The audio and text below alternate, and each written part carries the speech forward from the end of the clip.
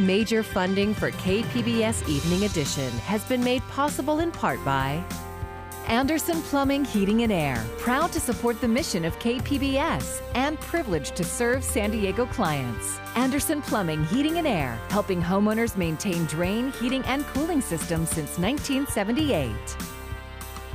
And by the Conrad Prebys Foundation, Darlene Marco Shiley, and by the following.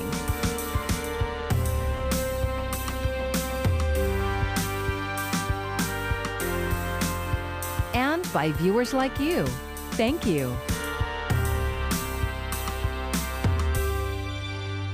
Good evening. It's Thursday, October 29th. Thank you for joining us. I'm Maya Trabulsi. They are signs of our time politically. Local homes targeted for their political beliefs. Someone or a group of people are posting "Racism lives here" signs, and it's not going over very well. Here's KPBS reporter Matt Hoffman. Come to Coronado and you'll see tons of yard signs for all sorts of candidates, from school board to city council, even president. But some homeowners have been waking up to this, signs reading "Racism lives here, make America great again." Coronado City Councilman Bill Sankey says the signs seemingly came out of nowhere. First I heard about it was the social media buzz that was created by folks posting pictures of signs in their front yard and saying in what poor spirit this was when it came to politics, and I agree.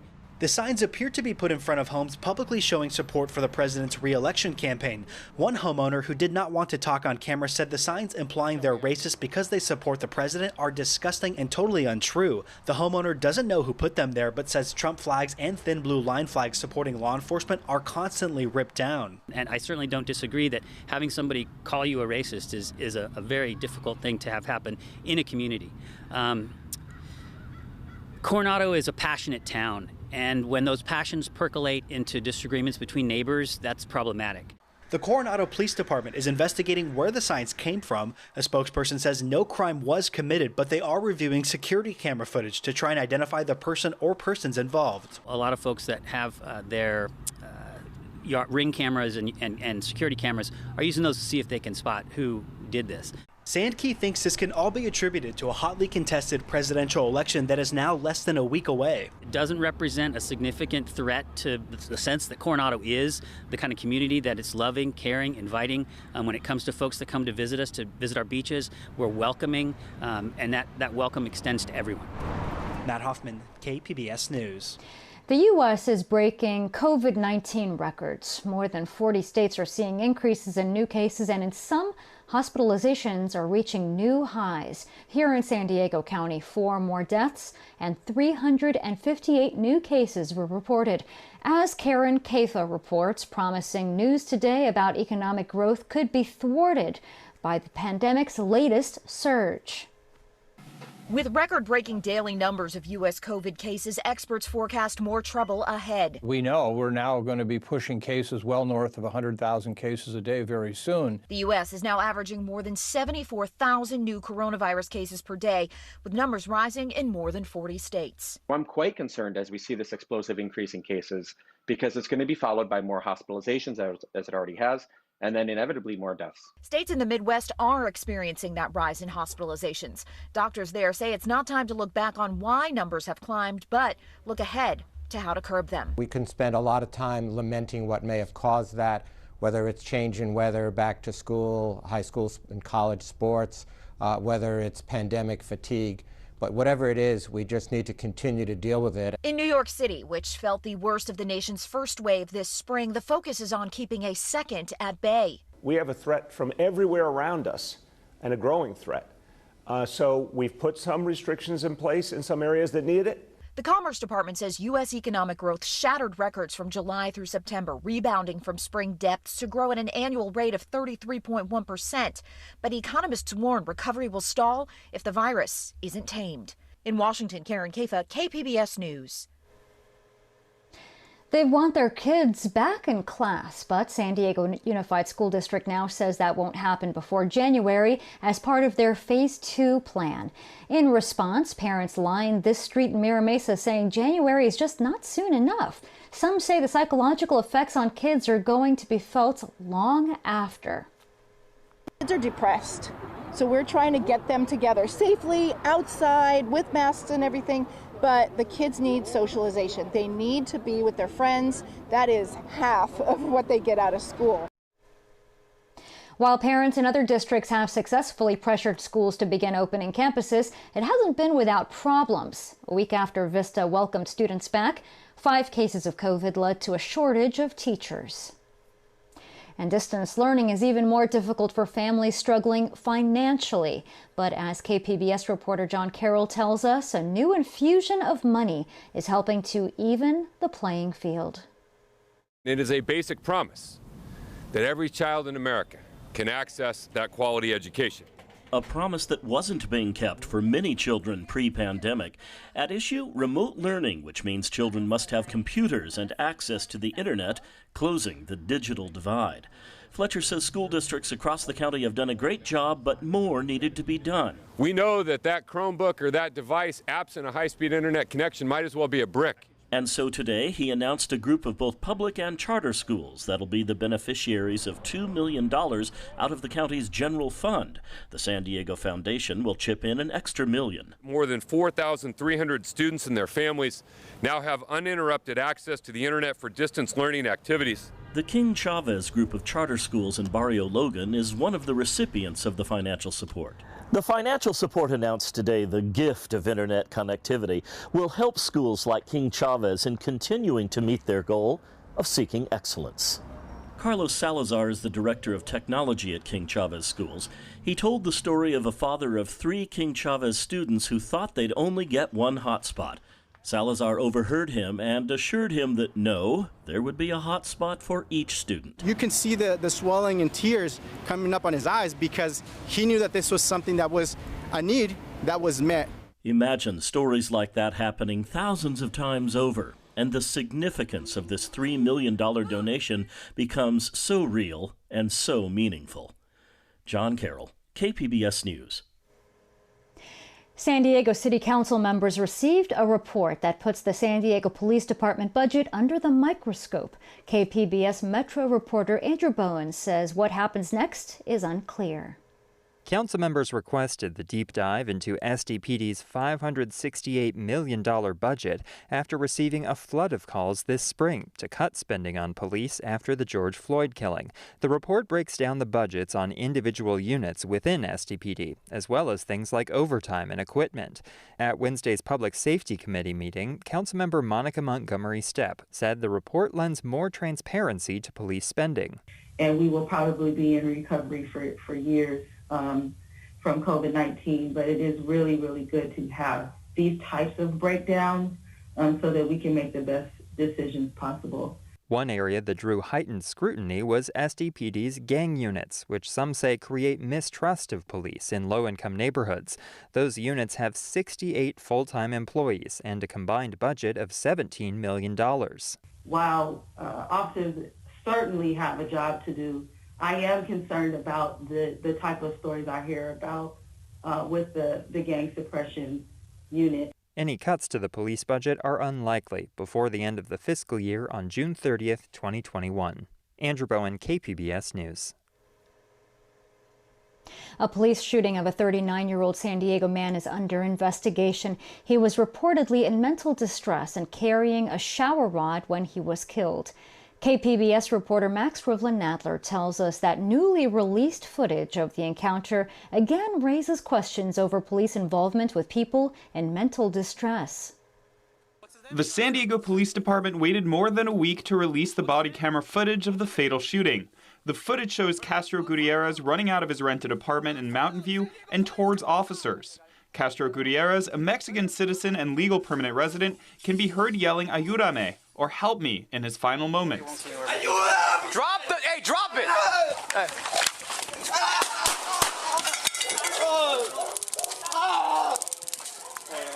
446, John. 446 King, shots fired. One officer tases Castro Gutierrez. Another fires a beanbag round at him. A third officer, 2-year veteran Issei Castillo, shoots Castro Gutierrez, killing him. The officers had responded to a 911 call from Castro Gutierrez's neighbors in the early morning hours of October 19th. Eugene Iredale, an attorney for Castro Gutierrez's family, says neighbors made it clear to the dispatcher that he was in mental distress. In a video provided to KPBS by Iredale, Castro Gutierrez can be seen in the minutes leading up to the shooting, in a clear state of panic and disorientation. Iredale says Castro Gutierrez had been running to the police looking for help. His demeanor and the manner in which he was running made it very clear that he wasn't really a threat to anybody. The shooting was the second killing of a Mexican national in recent weeks by law enforcement in San Diego. Last Friday, 30-year-old David Villalobos was shot and killed by Border Patrol agents near the San Isidro port of entry. Carlos Gonzalez Gutierrez, the Consul General of Mexico in San Diego, told KPBS that he's concerned about these killings, especially because both men appear to have mental health issues. Even though Mexican law enforcement has its own issues with the use of force, he sees the two countries as treating these types of incidents differently. I was talking a while ago with the widow of Mr. Castro Gutierrez, and she was sharing with us how her husband had similar incidents in Mexico, in Mexicali, several. And in all these instances, the police was involved, local police. But Mexican police did not use lethal force in order to submit Mr. Castro Gutierrez. The priority was to calm him down. The San Diego Police Department itself will be reviewing the killings of both Mexican citizens. Maxwell Van Adler, KPBS News. An SDPD spokesman said the department is committed to being open and transparent with the public during the investigations.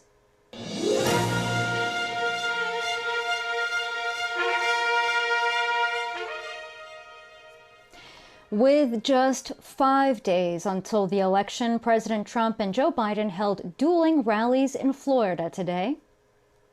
We need a president who's going to bring us together, not pull us apart. We created the greatest economy in history, and now we are doing it again. According to data from the Florida Department of Elections, more than 7 million residents, or nearly half of all registered voters there, have already cast ballots. It's the same story here in San Diego County, where more than 937,000 ballots have been returned so far. That's nearly half of all those sent out. A rise in white supremacist incidents nationwide has election officials on edge. KPBS reporter Steve Walsh says they are taking precautions to keep the voting process free of intimidation. The FBI has listed white supremacy as the #1 domestic terror threat. The Democratic Association of Secretaries of State put out a video warning about the potential impact of white supremacists on the voting process. The group is headed by California Secretary of State Alex Padilla. He says California plans for disruption before every election. I think what's unique about 2020 is, the political environment that we find ourselves in. It seems to feel a little bit more tense right now. Folks are a little bit more animated given everything that 2020 has thrown at us. Lowell Smith is an assistant professor at La Sierra University in Riverside. He's looked at hate groups in Southern California for years. He's monitoring more obscure social media sites like Gab and Discord. Much of the chatter is about the elections. My biggest concern is from the nationalistic purview is calling out about the abuse at the polls and the challenge and having poll observers there and poll watchers like that. Other than people showing up at the polls, Smith says the biggest potential is a lone wolf attack like the Poway synagogue shooting, either before or after the elections, depending on the outcome. It only takes to resonate in 1 to 2 people to do something really, really stupid and violent like that. And the rhetoric works, unfortunately, and they know it works. Padilla says President Trump calling on his supporters to watch the polls has election officials bracing for the worst. Look, the president's comments are certainly not helpful when it comes to maintaining sort of peace and decorum in the political discourse across the country, not just in California. It may be chatter on social media. That's one thing. We haven't seen it play out in any of the in-person early voting locations, and we hope that remains the case through Election Day itself. California elections were free of overt acts of intimidation, despite indications that there could be problems at the polls in 2016 and 2018. Padilla says the hope is 2020 will be just as quiet. Steve Walsh, KPBS News. California is voting on what's become the most expensive ballot measure in American history. From Cal Matters, Lauren Hepler explains what's at stake for the gig economy with Prop 22. For California gig workers, the last few years have involved a lot of driving in circles. Uber and Lyft drivers have organized protests and honked their horns over a new state law that was supposed to change how they get paid. Now, they're back in the middle of another big money battle. I'm Cal Matters economy reporter Lauren Hepler, and this is what you need to know about Prop 22 in under a minute. California's new labor law was supposed to reclassify thousands of contract workers as employees, giving them higher pay, health care, and family leave. But companies like Uber and Lyft haven't complied. They've threatened to shut down and say the law would force them to cut jobs and raise prices. Instead, the gig companies want voters' help rewriting the rules with Prop 22. It would offer workers a few new benefits, but not as many as the state law. Gig companies kicked off their campaign with more than $100 million and have kept adding since. Labor groups are fighting back. They say the pandemic is a prime example of why drivers need the stronger protections of current laws, not this milder alternative. Vote yes on Prop 22 to allow gig companies to limit contractors' benefits. Vote no if you think gig companies should treat and pay drivers like employees. Remember, there are already lawsuits flying over gig worker rules, so it could be a bumpy road to Election Day. For more information on Prop 22 and everything on the November ballot, visit calmatters.org. And KPBS will have special coverage on election night with updates and a full hour of results and reaction at 10 p.m. You'll also be able to listen on KPBS radio and stream our coverage at kpbs.org. The city of San Diego is on track to repair more than 3,000 miles of roads. Mayor Kevin Faulconer made fixing city streets a top priority. About a decade ago, it took city crews around a year to repair 24 miles of streets, but now crews are averaging 25 miles each month. Staggered some working times, people coming in different times, so we were able to actually do a lot of repairs, especially when people were not driving on the roads. However, Council member Vivian Moreno says more work needs to be done, specifically on dirt and gravel roads in neighborhoods like Stockton. The city says it is looking at the request, but the plan is to finish current repaving work to meet the goal by the end of the year. The city of San Diego is building on a successful pilot program for people experiencing homelessness. KPBS reporter Jacob Ayers says it relies on building relationships.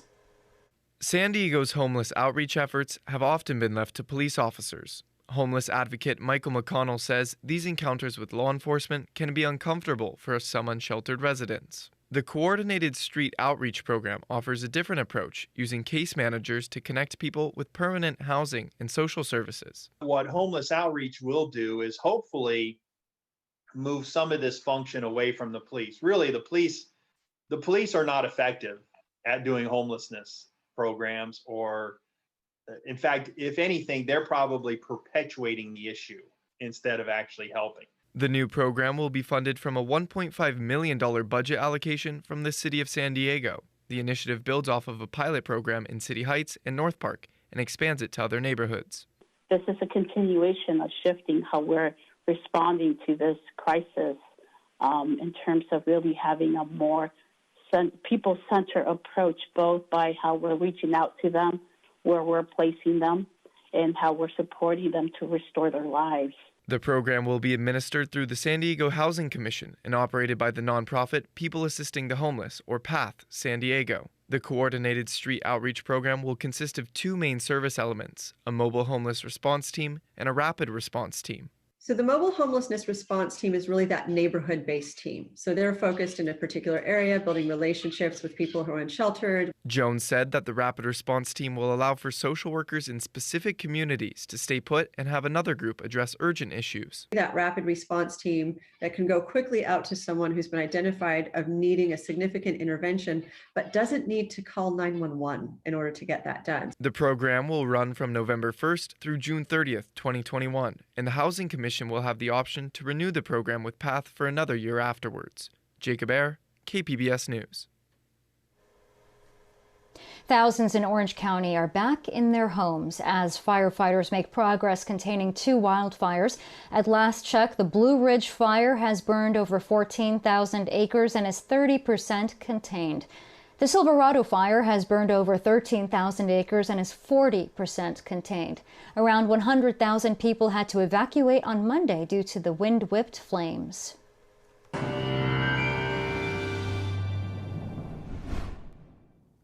High pressure in control, making for a pretty quiet forecast as we head into the tail end of the week.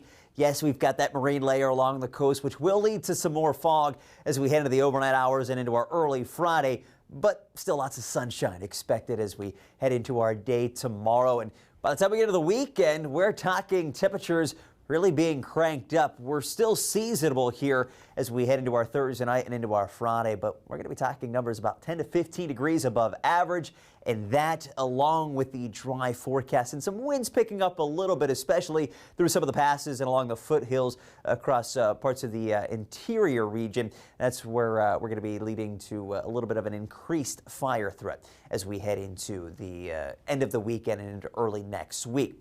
Look at the satellite and radar composite over the last several hours, not really showing much of anything at all. It's going to lead to a clear sky for our night tonight. San Diego, we drop down to 57. Chula Vista, 56 for us. Things a little bit cooler as you get out toward Mount Laguna. 42 degrees, our overnight low temperature. We head into our Friday, and it's going to be a pretty similar setup. The warmest air just off to our east. Still seasonable for most of the region. High temperatures right around 76 in San Diego with plenty of sunshine once we get rid of that morning marine layer. 85 in Ramona. Mount Laguna, 65, also with plenty of sunshine. We get into our Saturday.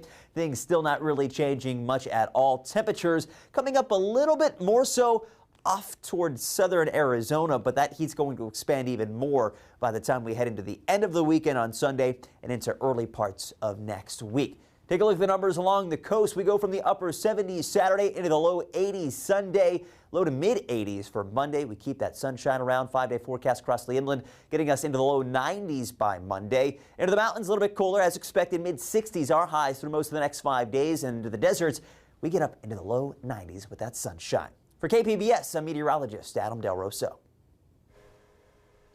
You can catch a virtual performance of the 8 songs for a Mad King tomorrow night. And as KPBS arts reporter Beth Accomando tells us, the Mad King is meant to be George III, but he bears a striking resemblance to the president. When Bodhi Tree Concerts staged 8 songs for a Mad King at San Diego International Fringe, they had a huge conference room to perform in.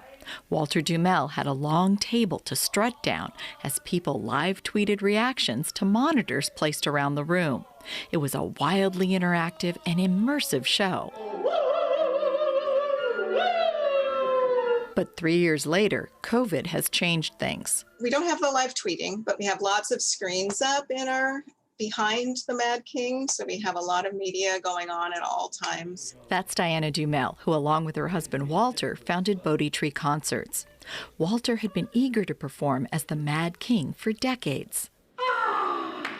8 Songs has been one of those pieces that had been on my music shelf for about the last 25 years, waiting for the perfect synergistic opportunity to unveil itself. And the Fringe Festival was in fact that opportunity.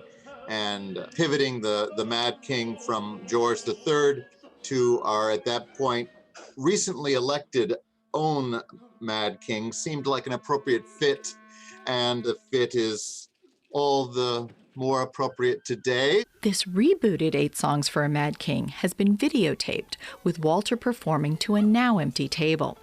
If the Fringe show merely suggested the Mad King was Trump, this new production leaves no room for doubt, as Walter wears an orange wig and real news footage plays behind him.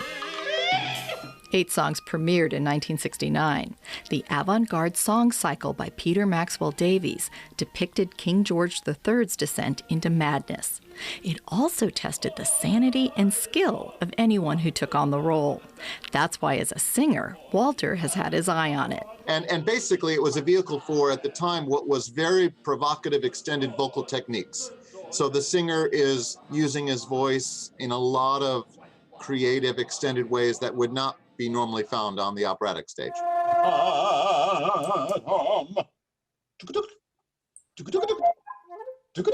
If you were to look at a sheet of the sheet music, you would see more suggestive lines and arrows than you would actually notes to sing. 8 songs is also a challenge for the musicians. It calls for 6 instrumentalists with quite a wider range of percussion instruments, giving it a wide palette of sounds. Sounds that can be dissonant and jarring. And Walter has to match that to reflect the character's descent. Quarantine has prompted a new kind of innovation from Bodhi Tree Concerts.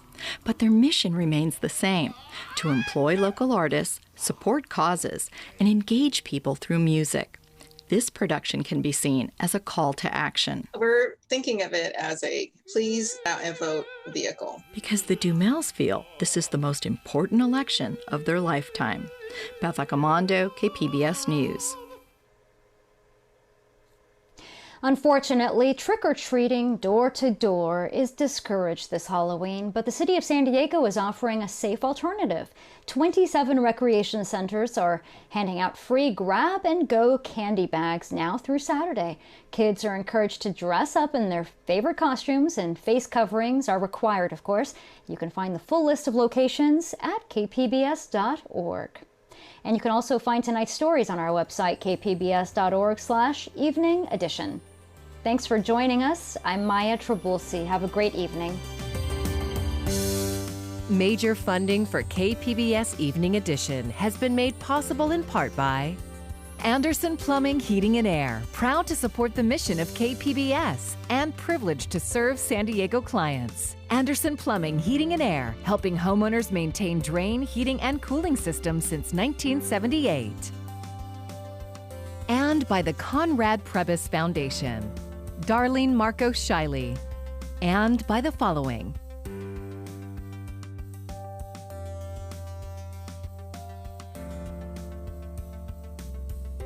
and by viewers like you. Thank you.